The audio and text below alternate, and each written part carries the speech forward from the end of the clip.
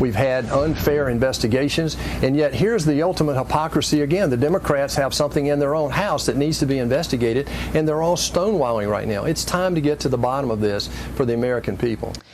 Georgia Senator David Perdue, who is facing a high-stakes election of his own next month, is siding with 27 House Republicans who say a special counsel should be appointed to investigate the presidential race. Georgia Congressman Jody Hice, one of those 27 Republicans, I should say, joins us live now. Congressman, thanks as always for joining us on the program. Why'd you sign on to that letter? Listen, we've got tremendous problems across the country with allegations coming from every direction regarding the election. And we all know that if we lose the integrity of our elections in this country, ultimately we lose our republic. That is the place where the people have their voice.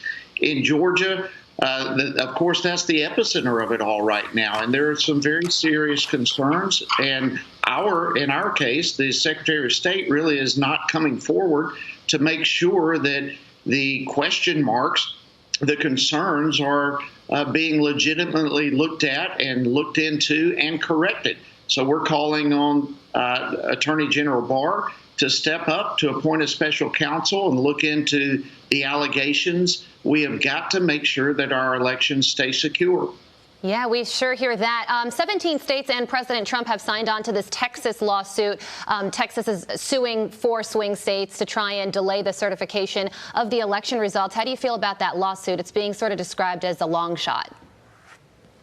Well, it may be a long shot, maybe not. I think the more states that get on board show the seriousness of the problems that we're facing in this country with our elections. And, basically, as I understand it, what Texas is saying to states like Georgia is, and this makes perfect sense, wherever there is an illegal vote cast, that illegal vote diminishes the power of a legal vote, right?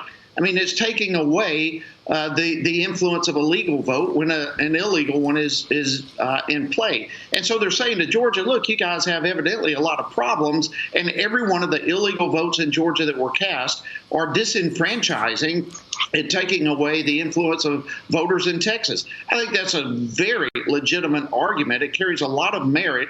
And it's something that I'm hoping the Supreme Court will take up and look at. Meantime, Congressman, the GOP is recruiting 4,000 poll watchers for the most aggressive ballot security operation in Georgia history for the January 5th runoff. This coming on the heels, Congressman, as you know, a lot of disaffected, mostly Republican voters who don't feel their voice was heard in the last election, the November 3rd election. So should Georgia voters trust the process?